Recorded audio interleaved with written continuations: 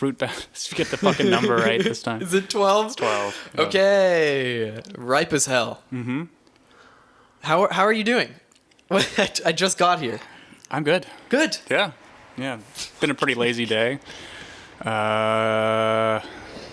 Yeah, didn't really do much anything. It's like once I sort of know that you're going to be coming over, You just cancel everything. yeah, pretty much. Yeah. One of my classes this morning was canceled, and I think I told you that. It's fucking amazing. Well, I got to school and found out that it was canceled, so that wasn't amazing. But yeah, I got to go home, relax a little. That's very nice. Yeah. It was Peter's birthday yesterday. It was Peter's birthday. Yeah, that I was thinking about it because there, if some of the people that watched some of the other podcasts, I think he was in him. A couple of them. Yeah, but he's just always going to be featured audio because there's no way to get him to stop. The third member. He's the third mic. Yeah.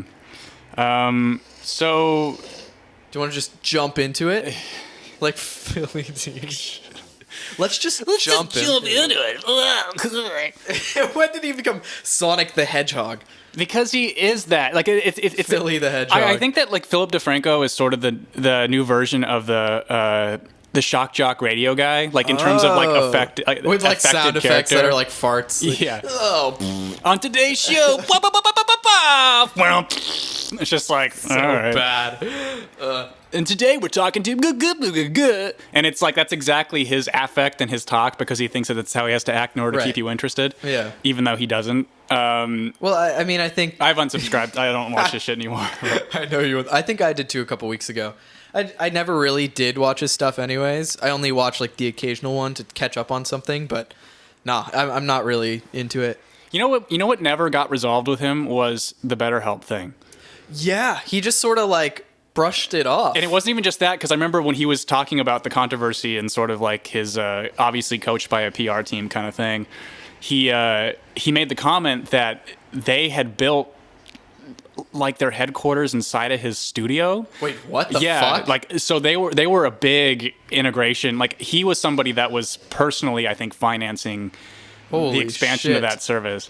And then so for it to go the way that it did, where obviously none of the problems were rectified or resolved because no one sponsors, they don't sponsor anything anymore and they're just gone. Right. But to me, it's like there's something about like an over... therapy has to be in person. I feel like you can't do it even over Skype. I just think it's just you can't. I know somebody like who is doing Skype therapy or like Skype sessions, and I don't know how it would work exactly. I understand that talking to somebody face to face is important, but also seeing them and like their movements and I don't know, their eye contact. I think that's also as important as listening to somebody talk. Yeah. To learn about their psyche. Well, then plus too, there's like full body language that a psychologist will study to kind of see like how uncomfortable you are, how guarded you are, to kind of know like to ask, because any effective therapist I've had, they ask questions I don't have answers to, and I'm like, oh shit. That's a blind spot. That's like, interesting, because I can't seem to do that to you. You always seem to have something to say about anything. Yeah, that's. I gotta practice my my therapy skills so I can ask you questions that can't be answered. I think at this point, though, you're pretty well versed in my psyche. Oh yes, definitely. Mm-hmm. Yeah. I've become your psyche. I have yours. I've adopted your pain, your mindset. It's like you're turning me into you. You've just covered my psyche in your cum. That's kind of gross, but kind of hot. I mean, yeah. We could just, I don't know, it depends on who's listening. Yeah, so let's see here. We have a few different things I wanted to talk about. I have the note that says children of politicians or celebrities. Oh, yeah, our shared note. What was I talking about? Why did I bring that up? Children, I don't know. Maybe you're talking about like, because you just wrote it in the note. I remember what it was. It was stupid Meghan McCain crying over anti-Semitism comments. Oh, shit. She's like, I didn't see it. And it's really similar to the Chelsea Clinton thing where they have like now posited themselves as like honorary Jews. Jesus. It's like really funny. It's like funny to watch right-wingers do what the left has been doing forever, which is like how...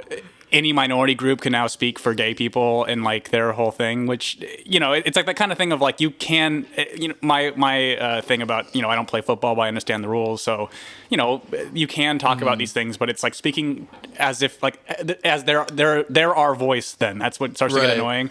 So someone like, you know, any of the Democratic politicians talking about what gay people need, it's just like, okay, are you gay? Because I think we know what we need. You're not asking us. So, it's performative. But dude, it was so fucking funny to watch her. I didn't see this video. Was there a video of it? Yeah, it was on The View. And then she went into this thing. I think what's so funny to me is like this. So this whole thing stems from Ilhan Omar, who's a Somalian refugee who I think Minnesota is where she was elected. It's one of the like there's one of those places that have a huge Muslim population, but she's Muslim, and I mean, so the one comment that she made that's troubling is the one that says that Israel has hypnotized the world. That's her exact words. And so, but it's tough because Israel is perfectly ripe for criticism, and our involvement with them and why we give them so much money is interesting to talk about. Agreed. But there is a energy in this country of any criticism of Israel is criticism of Jews.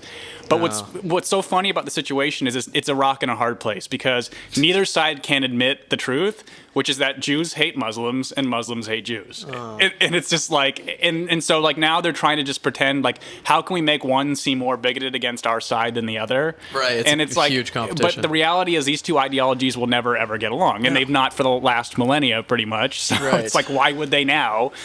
And so. But it's fascinating to watch. But yeah, Meghan McCain took it upon herself to become an honorary. That is so fucking funny. It was hilarious. Me. Yeah, she's not Jewish at all. No, not at all. No, the McCains are what, Catholic? Fucking the McCains. Yeah, no, yeah, she, and her dad. Well, we already had a podcast about her dad. Oh yeah, we did. But yeah, it's just hilarious. And then the other one was Chelsea Clinton again. I was just gonna mention that, tweeting at Adam Friedland. I think that from another podcast we love called Come Town, but which you all should listen to despite the name. But it is interesting because. Like, why do we care what Chelsea Clinton has to say about anything? Right. She is not qualified to be any of the things that she is. No, other than she's just her dad's grown up. She's the child, exactly. Yeah. She's the child of people who were politicians. She is probably some test. Never mind. She grew up in the fucking White House, and suddenly she's qualified to talk about how the ugly Jew is such a long-standing stereotype. Fuck you, Chelsea Clinton. Yeah, no, for real. She's but yeah, and Meghan McCain, you both can go scissor each other in hell. Are they lesbian? I mean, let's hope so. I don't know. They're probably married, honestly, because I mean, Meghan McCain, she's all religious, so she got married at like 19, probably. Oh. And that's what they do, typically. I don't know if that's a bad thing. I'm saying like I have any judgment. I don't really know what the right or wrong thing to do is. No, I was listening to Your Mom's House, another podcast, and they were talking about like pedophiles who were like marrying 15-year-olds and 13-year-olds. Jerry Lee Lewis married a 13-year-old. His niece, incest and pedophilia. Yeah. Priscilla Presley was 15 or something. 15. Yeah. David Bowie stooped some girl who was really young. And they get away with it. How the fuck does... I mean, in like wake of this Michael Jackson documentary, how do people fucking get away with it? And it's like all this power and this like influence that they have. They can just skate by fucking little boys and girls. Well, I think, little boys especially, that's the big elephant in the room because no one gives a shit about little boys being raped. But girls, we care a lot about. Well, like I didn't watch the documentary. I don't want to watch it. But I think he is guilty of it. It's so fucking obvious. And so like him convincing the parents to let him take their children for like a year. So that's okay. So that's the thing of it, right? So there's a lot. Okay, I didn't really intend to talk about this, but I have to. No. I have a lot of mixed feelings about Michael Jackson. So there was a huge dump of information when. I think it was the FBI. They raided Neverland, and they were just looking for anything, and they didn't find any like explicit. Child porn or anything like that. But they did find like the Robert Mapplethorpe type already naked kid stuff. So like it's that weird gray area of like why do you want this shit? But also, it's not really illegal. It's just kind of like this weird art seems to transcend. I mean, Google Lena Dunham's dad's art. Oh man, we were just talking about this last week. His name is Carol Dunham. Yeah, Carol Dunham. Yeah, Google his art and you'll see what I'm talking about. But as to why his daughter turned out to be who she is. But yeah, so they didn't find anything that would have like, you know, really corroborated any of these stories. So basically it's like, and then there was also one of them where the parents did coach the kid to say that Michael had done something to him.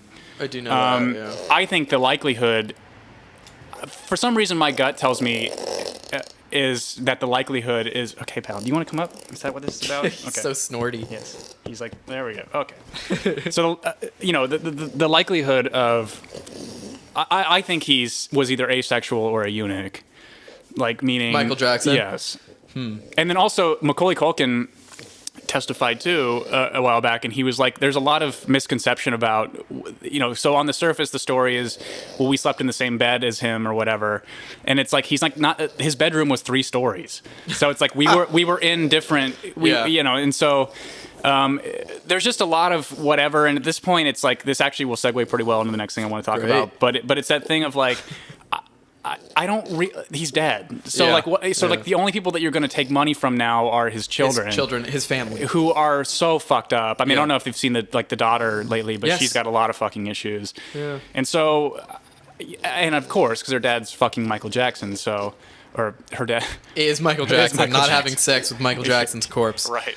Let's hope not. I don't know. I just feel like the time kind of came and went. You both had your chance to testify in front of court, and you said you said he didn't do anything. So now you're going to make this documentary now. Yeah. I think I don't know. It's hard to not see it as something for attention. And if something did happen to them, I'm sorry. So I'm totally like on board with all of that. I think it's just so fucking absurd how the parents, like, they need to take accountability. Well, they're the ones that are guilty. Yes, exactly. They're so guilty. They're complicit in all of this. Like, I mean, for example, like if we had children, and I would be nervous to, if I didn't know the dad really, really well, like for a sleepover or something, I would not want the kid to like go stay over there. And that's a natural like protective instinct. Yeah. But these parents just don't fucking have that. Because they knew that like there would be money in this, and like whether or not they were flying first class, it's like gross. Whether or not they knew that it would be, you know, like a settlement that comes from, you know, either a real or trumped up you know, molestation thing. Like, but the other part of it, you were talking about like why does this happen? And it's because Hollywood is a giant cabal of pedophiles. Yeah. Like, I mean, and I'm not even saying that to be funny. It's like, if the Catholic Church can, because I think that their pedophile problem is so rampant that there was no way they could hide it anymore. But like Hollywood they just. Yeah. They just can't. It's like they can cover it up. They have the money. They have political influence. And it's like, I think that, you know, like there's plenty of them, you know, and I would get myself into trouble by saying the people that I know, but there are. Well, they just opened up the Epstein thing, didn't they? Okay, yeah, that's a big one. So what's? We don't have to talk about it, but like, the FBI opened that up, right? Yeah, so it's back open. Yeah, and so, but and I think that it'll be interesting to see what happens, because I think that if they find something that directly links him, it's going to be a spider web of all the other ones that he's protecting or has been a part of, and I think that the reality you're going to see is it's not going to be a bunch of little girls, it's going to be a bunch of little boys. Jesus. Yeah, and so but I think that Hollywood is a you know. Oh yeah, it's riddled with pedophiles. But this does kind of get me onto the thing of cancel culture, and interesting. And Tucker Carlson is under some serious shit right now. I didn't see any of this. Yeah. And is it still going on? Like, I didn't see any of it. So what did he say? So he was on the and fortunately I'm pretty well versed in this because I was a huge Howard Stern fan before he turned into a giant Hey. Just a giant faggot.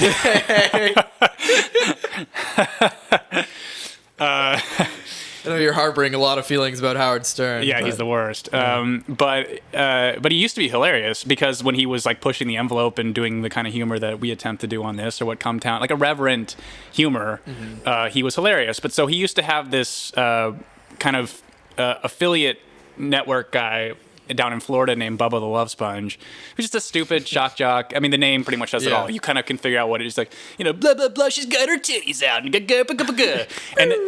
slide whistle sounds. Like this. I wish I had a siren right now. But,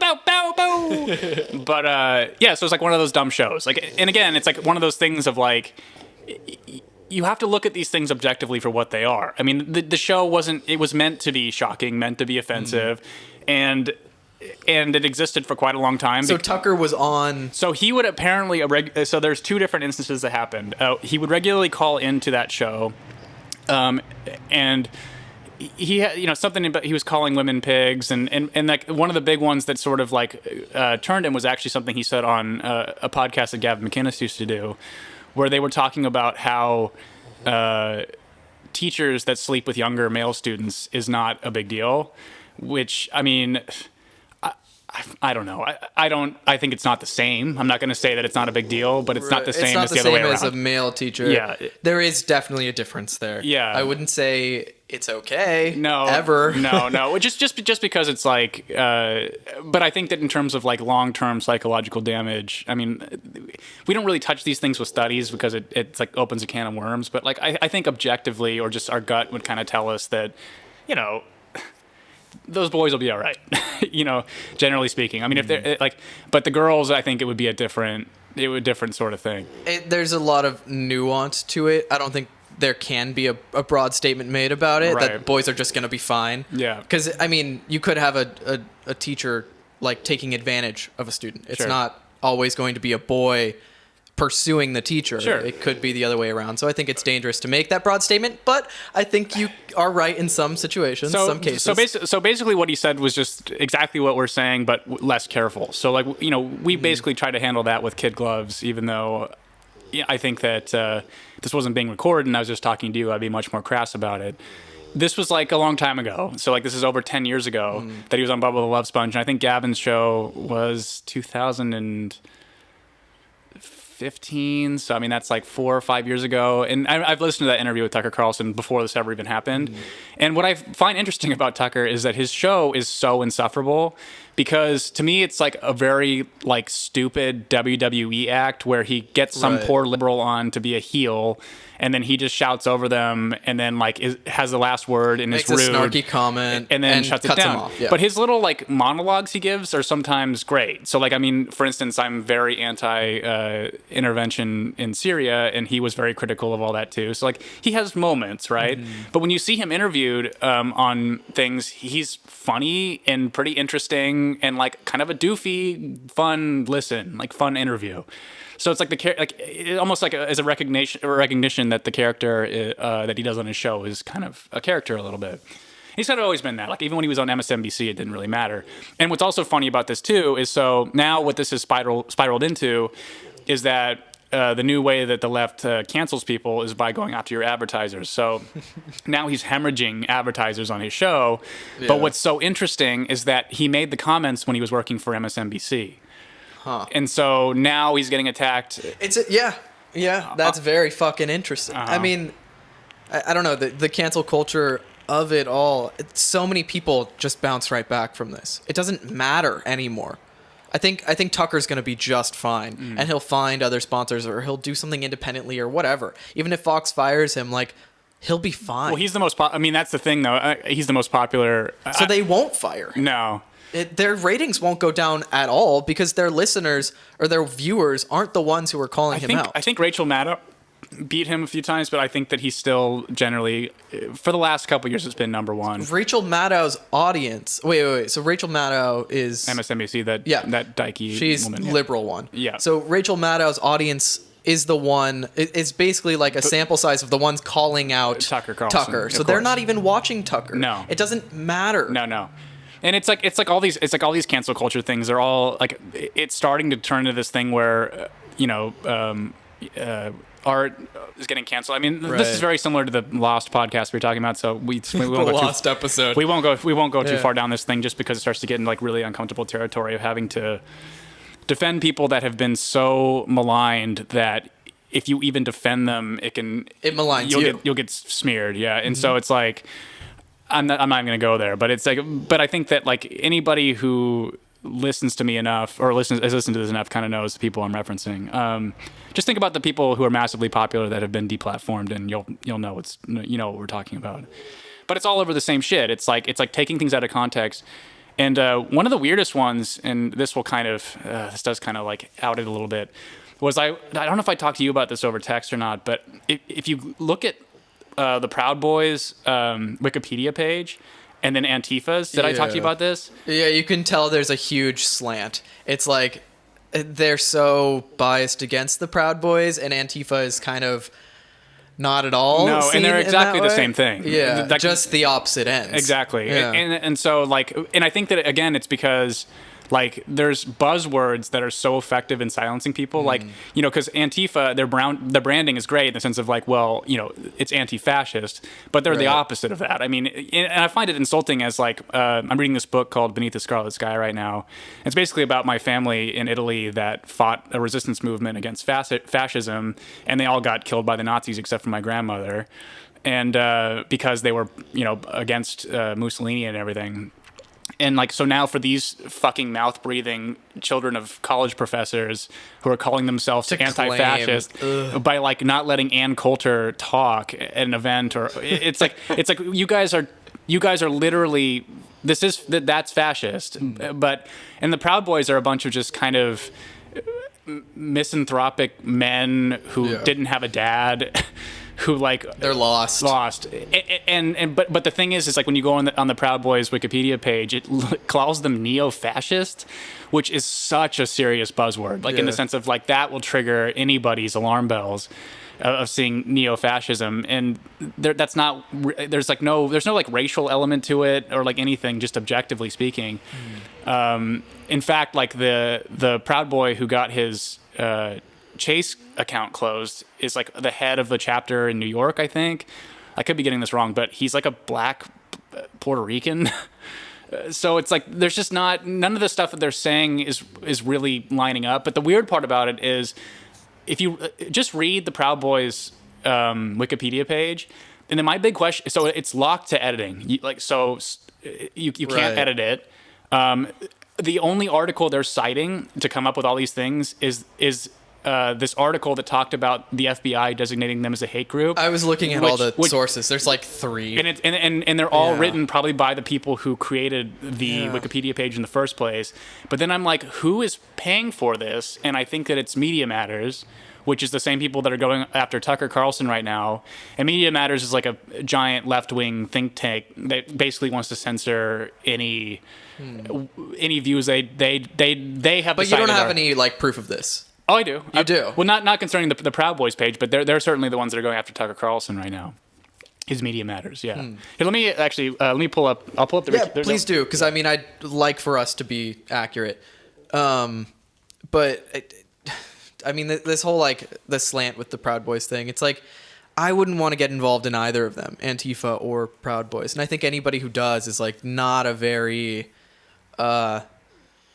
They're an unstable person. They're lost. I'm not afraid of them, and I don't really think that I think they should be allowed to exist. Sure. Like, and that's kind of the thing of like, but there is something going on with like the SPLC trying to make it so a group like this can't exist. Of course. But they turn a blind eye to Antifa, who I would argue has done more property damage and like straight violence than the Proud Boys have. I'm not. That's not even controversial to say. I mean, look it up. It's not even close. Right. So okay.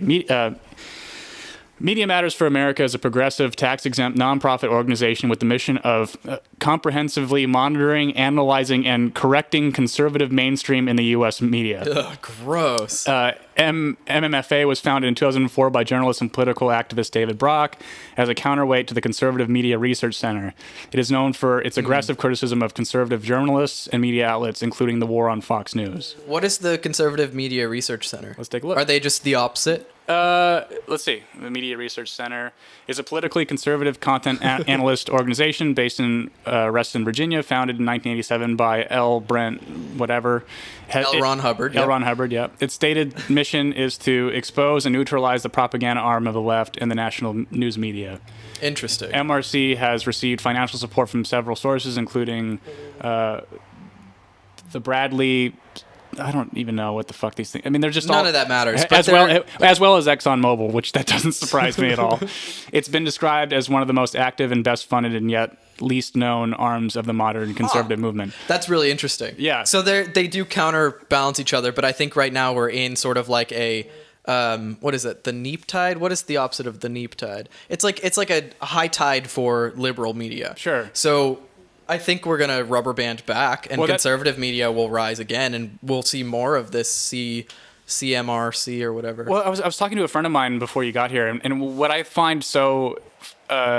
What worries me the most is that, like, okay, number one, all the candidates that we have that are on the Democratic side at the moment, all 20 of them, that, like, except for the two that I actually like, which is Andrew Yang and Tulsi Gabbard, like, they're the only two. You like Andrew Yang? I do like Andrew Yang. Yeah. I think he's got interesting ideas. I mean, I'm not, like...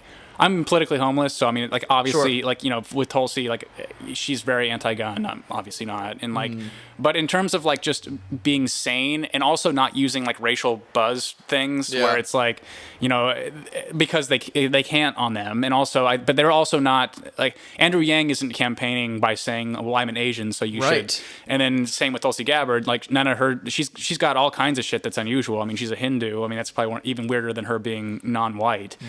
But she, neither of them are leaning into it. But the problem is all the ones that are being taken seriously are, you know, like Bernie Sanders saying that, you know, white people don't know what it's like to be poor, like just really stupid, alienating shit that's going to get Trump elected again. But I think that the problem is that all the hysteria that is surrounding Trump from our side of the fence is ignoring the fact that generally how he seems to vote or like propositions he puts forward are pretty moderate. And so, like, you know, I know all the bombast and the rhetoric and all that shit makes it not seem that way, but in terms of, like, what actually has passed through has not been overtly conservative by any means. Like, at least, like, in the doomsday scenario, like, where they're going to turn over Roe v. Wade, or they're going to, you know, we're going to make women wear red robes all the time and just jerk off their husbands. All that outrage. And so what I'm afraid is going to happen is that the Democrats are going to keep going further and further left and be completely unpalatable to the American public.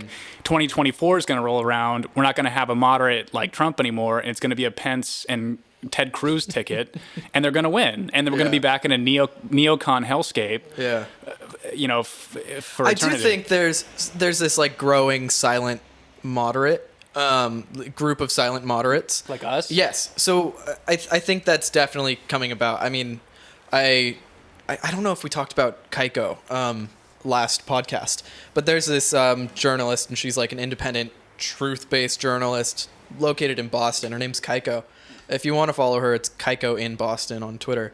Yeah, she's great. She's really great, and she had this poll, and she doesn't have like hundreds of thousands of followers. She's really small. Real quickly, like she was the one that between the Covington and then Jussie Smollett, she was so objective and so on it, and she did a really good job. And I've been following Michael Tracy was another one who I've been following her, but I haven't been following Michael Tracy. But I've been following her for a while, and he's a little bit more incendiary, like just but still fair, you know. So, but I'm sorry, I keep interrupting you. So she had this poll pretty recently, and since I've been following her, she's gained some popularity, and like mentions by people that we admire. I mean, like Sam Harris, I think, has mentioned her before, or at least tweeted at her or something like that,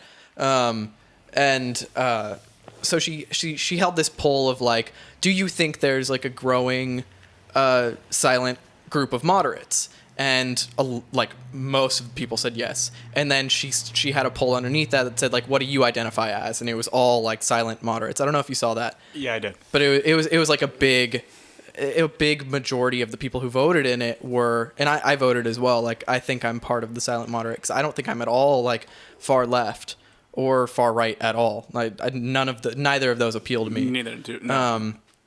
Because there could be no nuance anymore. Right. You know, for exactly. example, like I think that universal basic income is something that we should look at. I'm all for Medicare for all. I'm all for at least subsidizing the cost of colleges. Oh man, we got to talk about that. Yeah, like I'm pro-choice. I see guns as getting chipped away. Like, everything, like every logical step they take on guns is like a little chip away to just make them go away. Like that's how I feel about it. Except at this point, I'm like, no more changes. If some new technology, like bump stocks, yeah, that had to go. I think, but that was a new thing that happened. It's like, but even like reducing magazine size or whatever, it's like, you're not going to stop violence. And so it's like, one of the largest terrorist attacks we had in this country was, 9/11 aside, was the Oklahoma City bombing. And he used fucking fertilizer and killed, I think, 193 people. So I just don't really see it as I see it as a luxury that we have in this country to be able to own these things and protect ourselves with them. And I don't know. I'm kind of unflinching on it. I think that it's like it's basically like it's like having the Autobahn in Germany where you can just drive as fast as you fucking want. What was that bombing about? Was it nitrogen gas? Is that what he got from the fertilizer? No, I mean, it was a massive explosion. So I mean, yeah, like what? Fuck, I remember. You would know the chemistry on this, but there's something that's in fertilizer, and maybe somebody in the comments can tell it. But there's something that's like an explosive element to it. Methane isn't explosive, is it? No, it's flammable. I think it's, but you know how fertilizer has that white shit in it? Yeah, it's that stuff. I think, but I don't remember what it is exactly. But it's combined with other things. But I mean, even then you have Boston, the pressure cooker thing. I mean, you can find ways, or in places where guns are completely banned, then they'll just use a van or something and drive into a crowd of people, and that kills. I think there was the one in Brussels that killed a shitload of people. Yeah. So you're just never going to stop this stuff.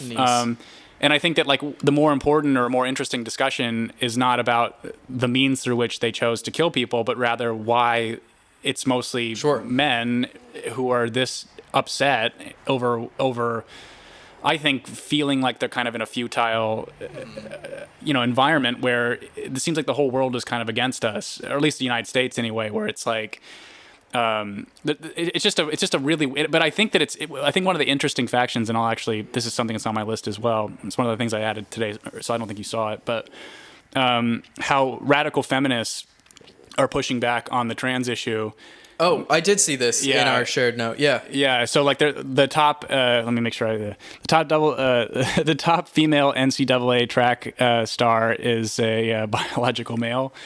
And when you see the picture, so she's trans. Trans, yeah, and she's just totally crushing the competition. Yeah. And so like we're seeing these things of how we know what the truth is, but the society that we've created with good intentions has now created this hell where we can't be honest about men's biological sexual desires, how our brains operate.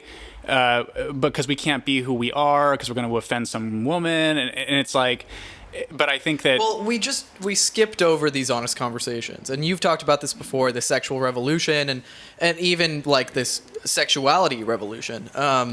We jumped over all of the nuance in between and went straight to this is the new normal. This is everything that's okay now. We didn't talk about all of the nuance of sports, or we didn't talk about fucking like all of the shades in between being gay or straight. It's like we missed all of these things, and now we can't have these honest conversations about this track star who smoked all of these other women. And what I think is so interesting is that like I don't understand why the advocates who would defend this blindly don't look at the writing on the wall in terms of people who are getting massively popular. Like, why would someone like Jordan Peterson become a national phenomenon? Right.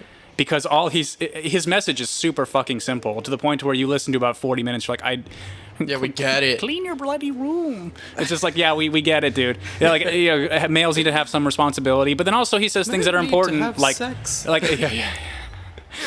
But I think that even like Terry Crews got flamed recently in the news because he was just basically saying the importance of fathers, and we can't even have that discussion. Right. And it's like, well. So, why is the violence rate so high amongst men? Like, well, none of them.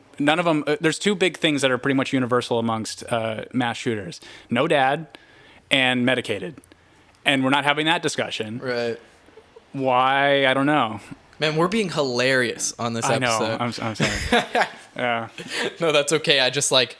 I wonder if people listening are gonna get tired of us. We can go into a funny territory, which is Felicity Huffman getting thrown in jail. Shit, dude. Arrested. Yeah, fuck her.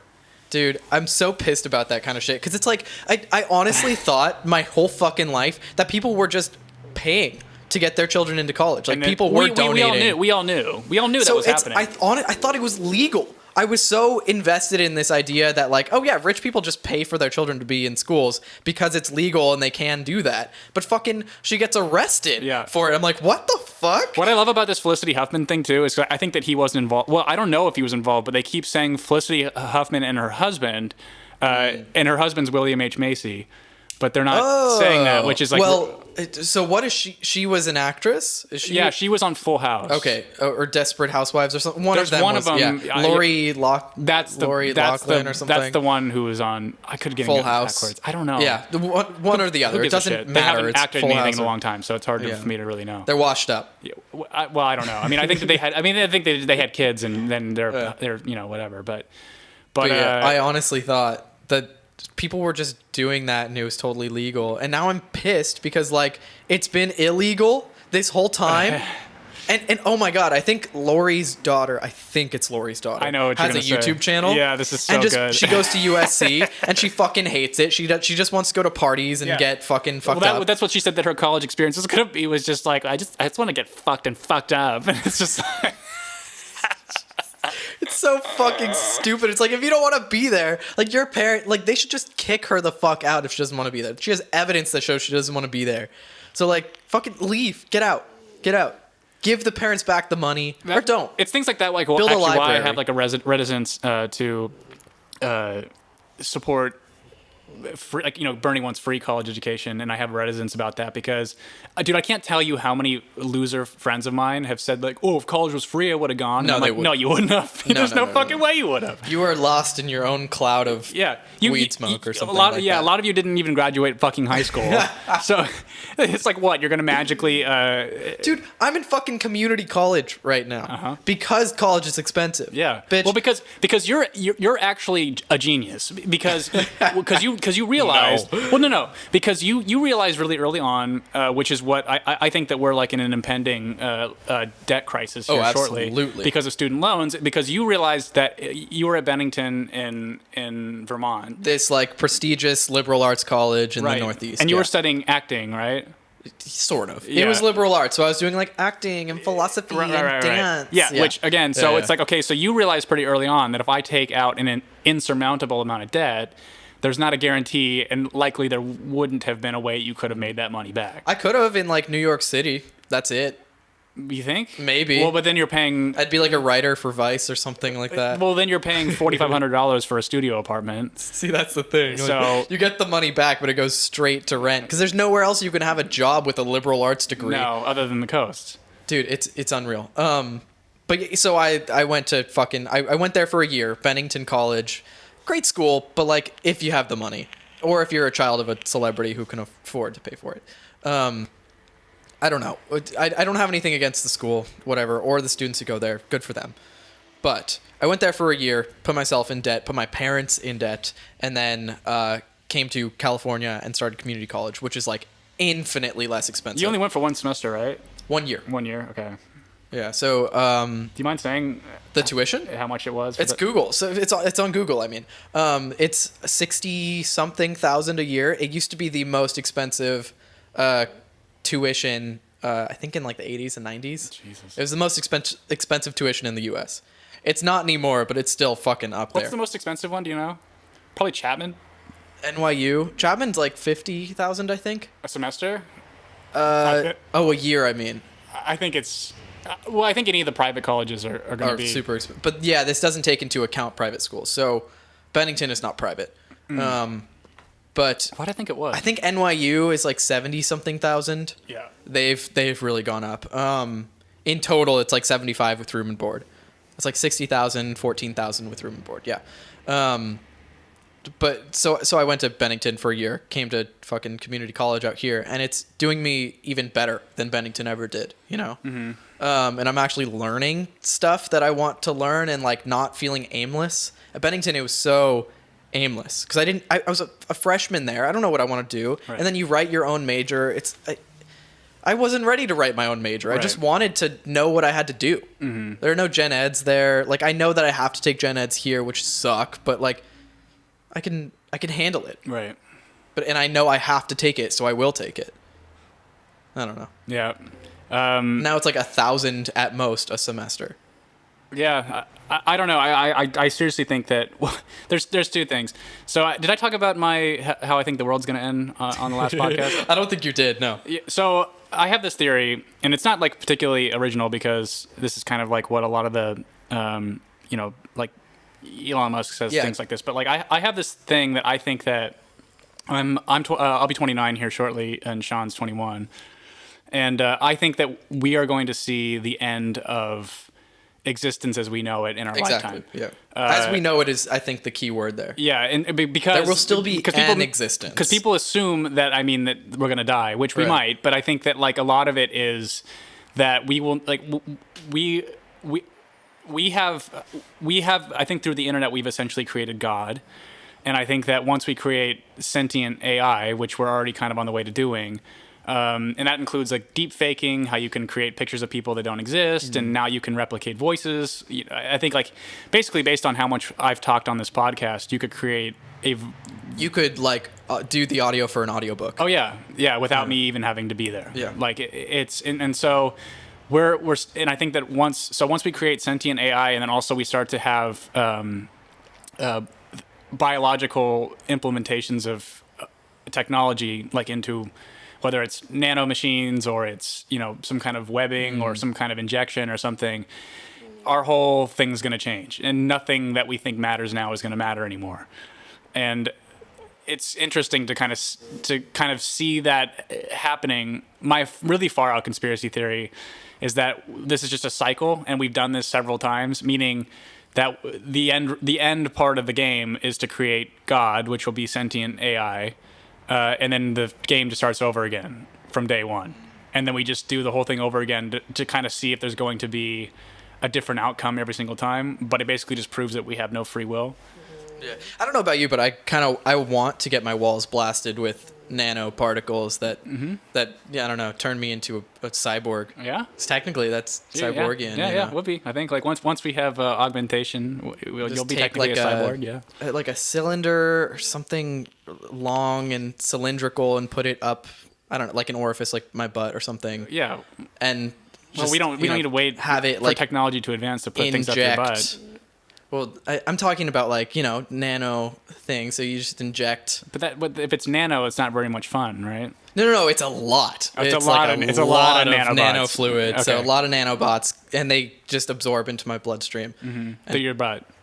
Yes, it's the quickest way. Yeah. Well, that's what they say. In terms of. Because if you just swallow these nanobots, they'll just come out your butt later on. You know.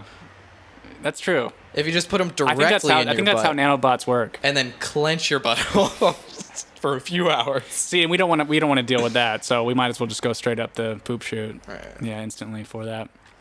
Let's see what else we got on the agenda here. I don't know. I don't even remember what we wanted to talk about now. We've gotten through a lot. So we're going to go see Captain Marvel. Oh, fuck yeah, we are. Yeah. I totally forgot we were doing that. It feels like it's already been a whole ass day. Yes. So are you kind of familiar with how she's been talking? Brie Larson? Yeah. No. Dude, I don't give a shit about Brie Larson. It's like, you're kind of boring. It's like, who's she married to? And one more question. What does it mean to be a woman in film? It means it's really hard. And if you're a woman of color, then it's really, really hard. Great answer. Okay, and she's saying that very marketable. She's saying that to a black reporter. So this already sets kind of like the disconnect that she has. She's so liberal, but doesn't understand that like you are personifying the white savior. So this next one's pretty great too. That 67% of the top critics reviewing the 100 highest grossing movies in 2017 were white males. Less than a quarter were white women, and less than 10% were unrepresented men. Only 2.5% of those top critics were women of color. So you're probably thinking right now, like, wow, that super doesn't represent the country that I live in, and that's because that's true. This is a huge disconnect from the U.S. population breakdown of 30% white men, 30% white women, 20% men of color, and 20% women of color. Okay, so on top of all, fucking, a movie critic is not a job that sounds appealing to me, and I'm pretty sure it doesn't sound appealing to most women. Yeah. Most women don't want to be a movie critic. Right. I'm not grouping myself in with women. I'm a dude. I well, think. but let me just, because like I think Okay. I can Go make ahead. just because I think that I'm gonna try to just it's gonna help I think what you're about to say, because it's this illusion that these people have that because there's less of something, there's a force that's keeping them from doing it. Sure. And it's a fucking lie. Like there is no there's no woman who's trying or a black woman who's trying to be a movie critic, and there's some white guy that with a cigar going, there's no way you will ever be. It's just nope. And like like this idea doesn't exist. And it's like also too like all of the publications that review movies, Rolling Stone, AV Club, they're all super fucking liberal. So it's like, so what? It's not like they're turning away women of color movie critics. Right. This is their liberal outlets. Right. I don't know. I was just thinking, like, what jobs show the opposite? Like, what jobs do we have way more women? Like, teachers. The most fucking important Nursing. job, nursing and teachers, the most fucking important jobs in the country, Yeah. in the world, are predominantly women. Yeah. I don't know. It's just it's weird to me. It's very bizarre. It's like it's this lie. Bizarre that we're saying that movie critics can't be women. It's a joke. Well, and again too. So it's like, who the fuck are you, Brie Larson, to be the one that's like, it gets better. Just let me let it keep going just for a second. Sure.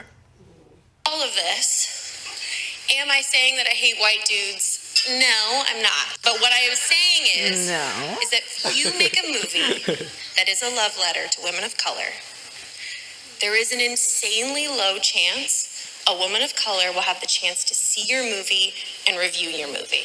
Other people besides white dudes like Star Wars and would love the opportunity to do a set visit. And I'm also saying I don't hate white dudes. I'm just saying we need to be conscious of our bias and do our part to make sure that everyone is in the room. Good. So she's trying to say that The Last Jedi didn't suck, and that's why. And again, it's and I think that what this is a preemptive strike into how shitty this movie is going to be. And what's interesting is when you look at the reviews, like a lot of the like rotten reviews are from women. Yeah. Basically just saying that she's one-dimensional, this is fucking stupid, it's a mess, and it's boring. And so, I mean, I'm interested. We haven't seen it yet. So we're going. This is based solely off the reviews. And I should, like, full disclosure too. Like, I really don't care about Marvel movies. I mean, I like Spider-Man, and I liked Into the Spider-Verse. That was great. And I like. It's like kind of the only one that really, and it might be because I want to fuck Iron Tom Man. Holland. I don't know. Yeah, I like Iron Man too. But Did you say you want to fuck Tom Holland? yeah, of course I do. Don't say that. Well, You make me insecure. don't. We haven't had sex yet, so it's like. Yeah. So I'm like, what can I do? You can say you want to fuck Tom Holland too. What if you feel insecure? I won't. I wouldn't blame you. I'd give you a No, pass. yeah, he's super fucking hot. Yeah. I have had sex with him actually. Oh wow. Yeah. Well, good for you. I just. Yeah. Are you outing him on this podcast? No, I'm not. I don't think he's gay. Let me just. There's a little bit more to He's this. sweet. Good reviews out of festivals give small independent films a fighting chance to be bought and seen. Good reviews help my films favorite raise part. money. Good reviews slingshot films into awards contenders. A good review can change your life. It changed mine. We are expanding to make films that better reflect the people that buy movie tickets, but they are not allowed enough chances to read public discourse on these films by the people that these films were made for. I do not need a 40-year-old white dude to tell me what didn't work for him about A Wrinkle in Time. It wasn't made for him. I want to know what that film meant to women of color, to biracial women, to teen women of color, to teens that are... Okay, so it's important to note that Brie Larson's a white woman. Who I said on the last, I think we can tell. Who I said on the last podcast is the most privileged class in this country, because if a white dude was talking like this right now, we would just be totally lambasted as like the white savior, as whatever. And so she's getting a pass because she's a woman. And the other part of this too is A Wrinkle in Time sucked. Like it was universal. Did you see it? No, but it was like it was universally panned. But like just as kind of like what goes against her point is Moonlight has a fucking 98%. It's about a gay black man. So it's like, and it also won the fucking Academy Award. Right. So maybe, just maybe, Brie Larson, A Wrinkle in Time sucks shit, and Oprah is fucking distracting when she's in movies because it's fucking Oprah. And also, Zach Galifianakis was in that movie. That is such a weird casting. And it looked ridiculous even from the trailers. And so, again, it's like, what are you talking about? Like, what is she talking about? Dude, I don't fucking know. Yeah, and so, like, but it is. But like, I think people are waking up to her. I've seen a lot of people on Twitter being like, shut up, you stupid bitch. Yeah. Oh, okay. You had to gender this. Well, I mean, if it was a dude saying the same thing, I would call him a stupid bitch or a cunt. I actually quite like using male or female ends. Like, I love calling women dicks. Yeah. And I love calling men cunts. It's like, it's just sort of a nice sort of, I don't know. I have there's no gendering of my insult terms. They go in any direction they're supposed to go. But I don't know. I've heard you call people clams before, Jordan. Yeah, that's only definitely women. That's a rude one. Yeah, clam. Only women. Yeah. But that's also that one's not like a. Where else have you heard that one? Just you. Yeah, just you. But it's not original. I don't remember. I think it might have been an Opie and Anthony thing. I don't know. But it's not an original Jordan insult. To be fair, but yeah, she's the apex of the worst part of art right now. Yeah. Where it's like, okay, like there's nothing stopping you. Like Spike Lee made an all black movie. Like you can make Black Panther. Like how many of these fucking movies do we need to prove that there's no problem here? And then also like as somebody who works in the music side of things, like black people are everybody on the charts. There is like Shawn Mendes, who's not even really white. I mean, he is kind of, but he's like the only one that charts. I think his dad is like Mexican, but he's white, he's white. Yeah, and then apparently Ariana Grande isn't Latino. No, I don't think she is. I think it came out recently that she's not fucking Latino. Her last name is Grande. Her first name is Ariana. I mean, I don't know, but it doesn't. But anyway, those are the two that actually chart. But if you look at it, it's literally all hip hop. So, yeah. But then every year, like the Grammys come around, it's all about, representation and blah, blah. And I'm like, okay, these groups are now over. Like, you want to use the numbers that she's using. It's like these groups are overrepresented. But I mean, Asians are the one that I still have a lot of sympathy for because, they're not, but they also don't complain. So it's like, I think that because they're crushing it and they make way more money than any other group of people in this country and are far more educated. And so I think that's what it is like they're crushing it and don't really feel the need to complain about representation in movies. Although when they did, then they make Crazy Rich Asians, which was so average. Oh as a no, movie. I didn't see it. It was whatever. I mean, it was like 45 minutes of it was excellent. Yeah. And then the rest of it seems like it was shot by like some horny 13-year-old. It was just really. It was weird. Dude, I watched this. I just telling you, I watched this really bad fucking 80s movie called Evils in the Night, which title has nothing to do with the content of the actual movie. It was just thinly veiled pornography for the first 20 minutes. It was like horny, like the caption of the movie was like, scientists from outer space come down to Earth to kidnap horny teens and harvest their blood. And like, I don't know why I read that. I was like, yeah, isn't horny teen redundant? I think you're right. Yeah. I think you'd have to specify if they were like pushing their 30s. Horny, almost 30-year-olds. Which basically was just 13 Reasons Why, where they're all supposed to be in high school, but they're all like 37 years old. That's exactly what this was. Yeah. So like all of these new 80s actors, these like young kids or whatever, are like 26, 27, and they're supposed to play like 16-year-olds to 24-year-olds.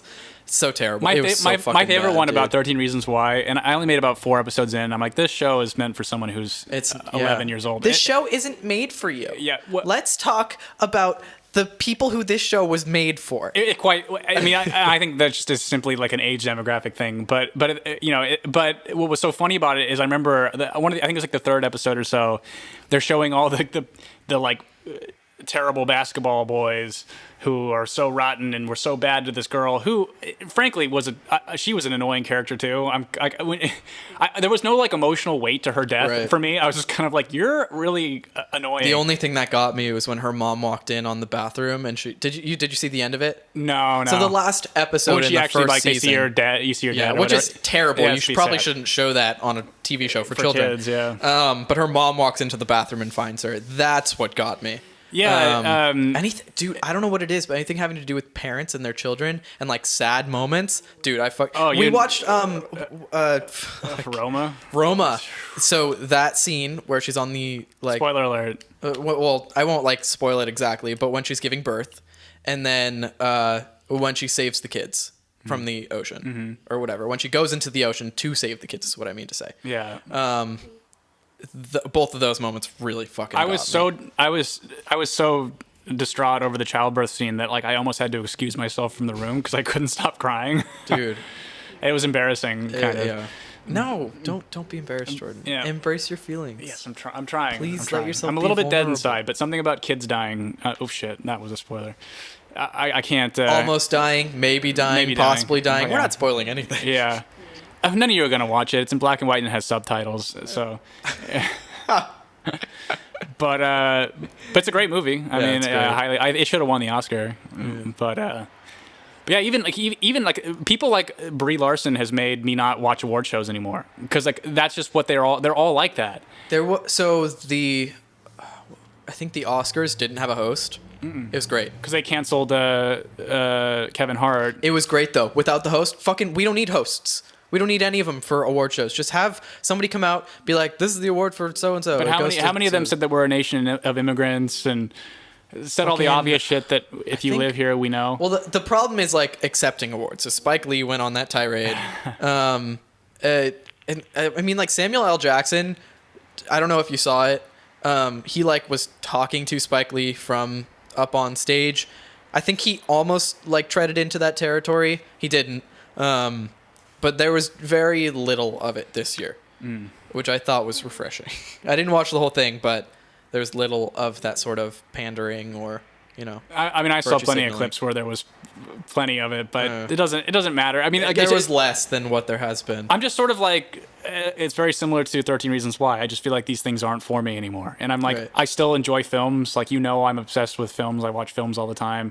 But I don't really care about celebrities' opinions on the films, and I like critics. I miss someone like Roger Ebert a lot because he was like always, Rotten Tomatoes has become so. Part of the Brie Larson thing is that Rotten Tomatoes used to have a want to see thing. They've now because of her and saying that alt-right trolls are the one that downvoted it. They got rid of the they Amy Schumer'd it. They got rid of the want to see thing.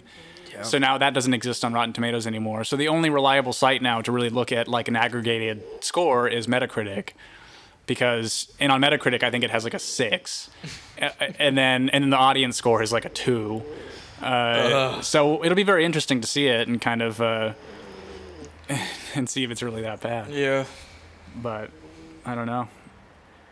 But yeah, she's just like an atrocious person, and like I think it's a kind of thing of. I think you can have opinions, obviously. I mean, I have a shitload of them, but it's that kind of thing of saying your opinions in a way that people need to change their behavior. Like this, it's how it's this thing of where I endured the Christian moms of the 90s who put ratings on my video games so I couldn't play them, put parental advisory stickers on the music I wanted to listen to so I couldn't listen to it, and I grew up in a really Christian household. Told me that being gay was an abomination, and even people got on TV, and I think it was Jerry Falwell was on TV saying that 9/11 was because of gay people. And so, like, that's the reality I lived through. Yeah. And then so now to have seen that culture lose its power and people like Brie Larson pick up the mantle and not realizing she's doing the same thing is really striking to see. Yeah. And they're creating the same dystopian hellscape that we were hoping we were escaping around the time Obama got elected, and then my God, what a disappointment that has been. I'm so looking forward to seeing this movie and like hearing you audibly groan from the audience whenever she makes like a, but you didn't think you'd be beat by a girl. And you'll be like, there's gonna be so many of those. You know absolutely, there will be. Yeah. I'm very Girls excited. can't be test pilots. Yeah, it's because I have the balls to do it, and you'll just be, And look, like, I mean, like, there's we watched that. What was that show we were watching? It's a Netflix series. It's like the five days to whatever. 7 days out. 7 days out.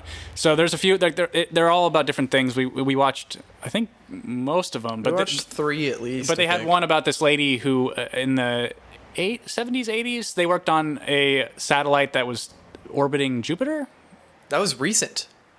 Yeah, you're right, but they. Oh, but the lady that they focused on a lot. Well, but who started? Yeah. Yeah, but like they sent it up in the 90s. In the 90s. Yeah. I'm sorry, and then it was It's like the episode was about letting it burn out in the atmosphere so it wouldn't create any space clutter or whatever, because it had run its lifespan and everything like that. Yeah. But she talked about being one of the few females in the group, but her mentor was this guy who clearly loved her to death. She never talked about like any boys club that held her back from doing much anything. And anything that she said that held her back was her own personal struggles. It sounded like with alcohol and some other different things. Mm-hmm. And it was like that's the kind of story that I think is important about how you will feel a little uncomfortable if you're the only one of a certain type of group in a room. Sure. But fucking prove yourself, and then no one will give a shit that you're a part of that group. Right. And like that's what I think we're getting away from, is that like this victimhood narrative is taking away from your merit or like your potentiality that you could have, because you feel like you've already lost before you even started. And I think it's super toxic and really bad for our age group and you know, anybody who's gay or black or whatever. And then, but thank God we have Brie Larson fixing everything for us. So she's an icon. Yeah, she's something. But I mean, but you know, I think one of the worst parts about this too, again, is that like she did that movie Room, which was excellent. It was. I didn't see it, but she's in there with movie. like, and she did a great job. What's his name? Jacob Tremblay. Is that oh yeah, Jacob Tremblay or whatever. Yeah, that's the boy. Now that. Well, I think now what's unfortunate is that Timothée Chalamet is now the go-to boy in everything. I'm already so sick of him. I know. Gosh, he was in like 3 movies back to back, and I was like, dude, just can't. fucking. I give it a rest. I can't with him anymore. I don't know. It's just, I'm getting tired of looking at it. Yeah, he's not as cute as he was when he first He emerged. never really was. But he was cute in Call Me By Your Name. He was, but it was the character. It wasn't him. And then you see him like interviewed, and he's like a weird, like he's like Ezra Miller, where it's like I play into being weird because it like if I'm quirky, it's interesting, and it's such a put on and an affect, and you can tell. And then Ezra Miller now like trying to like, well, I don't really identify with any sort of sexuality. I'm like, oh, just fuck. It's because you want to ride the fence but not actually commit to anything. You're being a dick. Like, get out of my space. You're the worst. You're just a fucking weird person. But I think it's just all actors. I think all actors are psychotic and isolated to their narcissists own total. And you'd have to be. And I'm an artist, and I think a narcissist in that way too. So I think all artists kind of have to be. Yeah, any a little kind, bit. not just you have actors. to, and I think a lot of it is justified in the sense that you have to have a level of reverence for yourself that lets you endure hearing no so many times. Sure. And so I think that's like, because if your confidence got destroyed quickly without having some unearned hubris, you would just burn out in minutes. So anyway, we're at an hour. So great, because I have to pee. Okay. I'm so full of urine right now, Jordan. Well, thank you for listening, everybody. I know this one wasn't quite as funny.